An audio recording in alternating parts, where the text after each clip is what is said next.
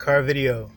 This is the second time actually that I'm going to be making an Alita challenge video in the car, so it's kind of weird how it worked out that way.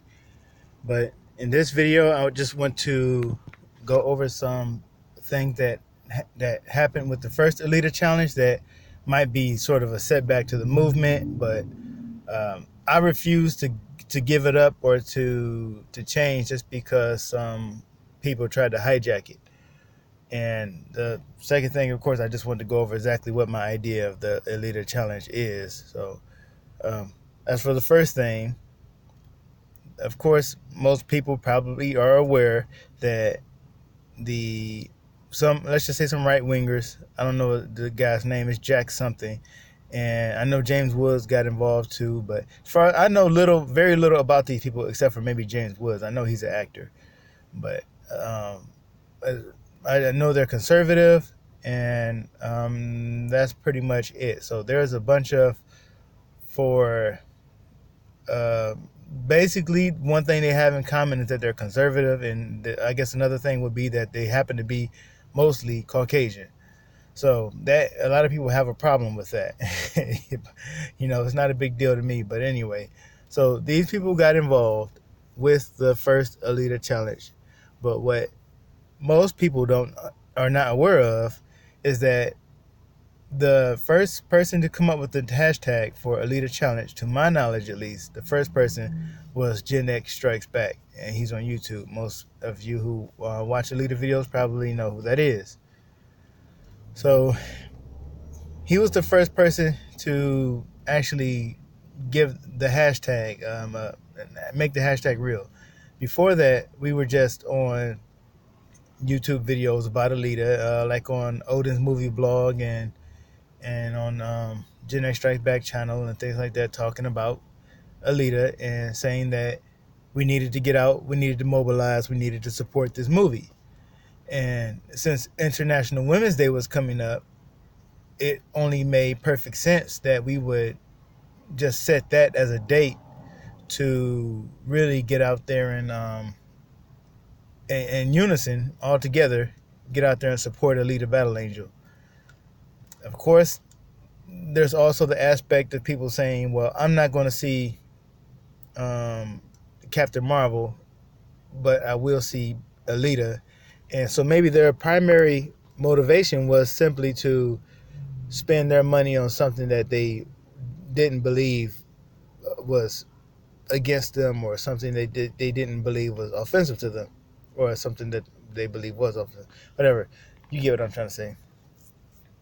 So I completely understand that, because if you ask me, some of the comments that Brie Larson made were if you had replaced white dudes or white guy with any other demographic, that would have been held to pay.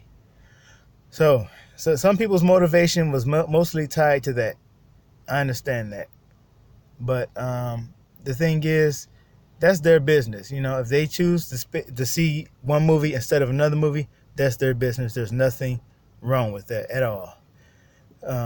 So what happens though is that people tend to look at that as an attack on Captain Marvel, and that shouldn't really be considered an attack. I mean, an attack would actually be like actually trying to sabotage Captain Marvel's sales by actually just, I don't know, doing something to prevent the movie from being seen or prevent tickets from being bought or anything like that.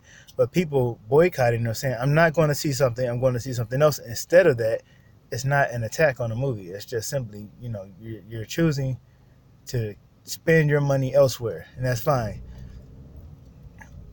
But since some people still really have an issue with that, and I guess this seems to be their main reason whenever I question them or talk to these people on YouTube or on Twitter, this is their main objection to Alita Battle Angel, and that is that the Alita challenge has I don't want to say the stigma, I guess that's the right word, but it has this sort of, I guess it's known for being a movement or something that was done simply to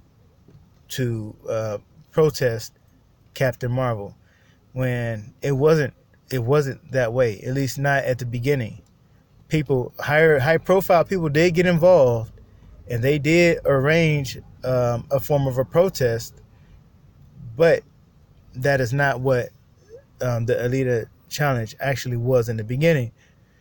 And so for those people who are looking at the Alita challenge as nothing more than a protest or an attack, put that in quotations, an attack against Captain Marvel, and also considering never being able to get on board with the Alita challenge simply because of the right wingers who got involved with it, I would ask you then, where were you for the period of time between February 13th, when the Alita Battle Angel debuted in the theaters, to March 8th? That whole entire period of time before the right wing people ever got involved, where were you that whole entire almost a month, that whole month of February?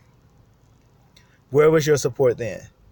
I don't want to hear you saying that you will not support Alita because of the Alita challenge being an attack against Captain Marvel, or Alita being a protest against Captain Marvel, when you had a whole entire month to support Alita and you didn't show up.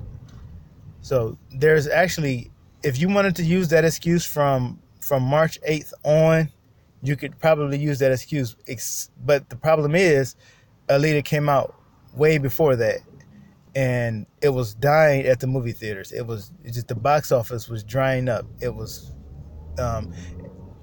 it was almost a flop, and for people to come out and attack it and say and call it things like flop Lita or call it a flop, my question is, well, were you there to support it?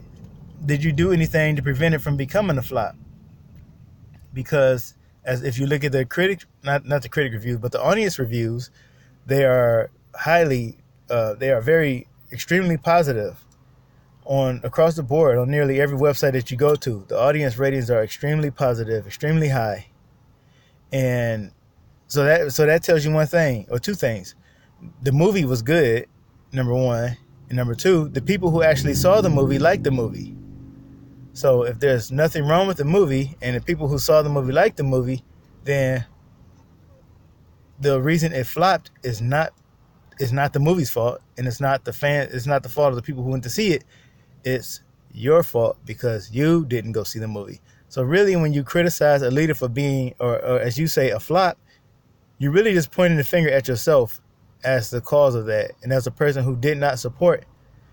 And I'm not sure if people who like to come out and make fun of Alita or mock Alita for being a flop, as they say, are really aware that they are pointing at themselves as the reason why the movie flopped. So I can't feel too bad for people when they complain about a group of people boycotting or protesting Captain Marvel, a movie that made over $1 billion. I can't feel too bad about that, and people, and also people giving it bad reviews when Alita only made $85 million US and was by all accounts an actually good movie. I can't feel too bad about people being upset over a boycott or a protest. That's small stuff to me. So I'm rambling, and I hope I'm making sense here, but the main thing I wanted to get a point across was that we were supporting this movie long before the right-wingers got involved, long before the Republicans got involved.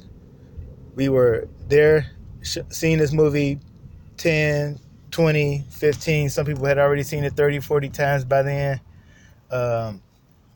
We were there for it. We were supported. The Alita Challenge was already in action before it even had a name, really. So, but then it had a name. And then those right-wingers or those conservatives got involved for like 1 week total. 1 week. So in the two or 3 months that Alita had been playing, for 1 week these Republicans got involved, and that is your reason if you're one of those people who claim that you don't want to support Alita because the Alita challenge was, uh, you know, um, involved Republicans, well, then that was just 1 week out of these 3 months or whatever. So really, you don't have an excuse not to support this movie. And you can't use that excuse anyway because there was at least a month before they even got involved. And here's another thing.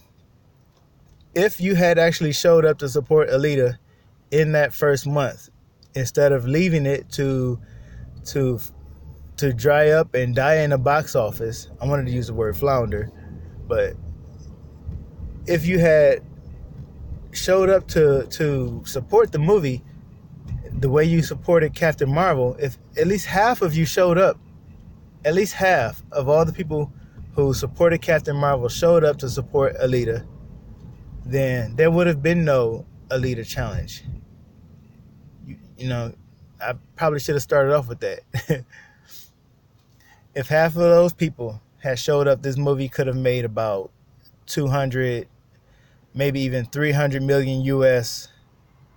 Maybe I'll just say around 200 million US. There wouldn't have been an Alita challenge. So really, when you complain about the Alita challenge, you're complaining about the thing that you created because you didn't support the movie. So, but anyway, on to what I would call, I guess, phase 2. Since really the Alita challenge never ended, but I would just call this phase 2, I guess, and that would be about the Blu-rays and the digital or whatever. Support it, buy it, DVDs, buy multiple copies, and post pictures. Or if you make YouTube videos and show your copies and hashtag it Alita Challenge. Post on Twitter, Instagram, or wherever else Facebook or wherever else you like to go online, and share those videos with other people who are interested in seeing the movie. And I guess maybe if they're not really interested or just, but they're willing to take a disc, they may eventually, if you give it to them, they may eventually get around to watching it. So that'll be what I would call, I guess, phase 2 of the Alita Challenge. And of course, that's still about what 2 months away now, unfortunately. But this video will be out there for anybody who wants to look up the Alita Challenge, and hopefully they come across it and get a good understanding of what it was supposed to be about. So I think that's all that I need to say. I've gone on long enough. So thank you all for listening, and thank you for watching.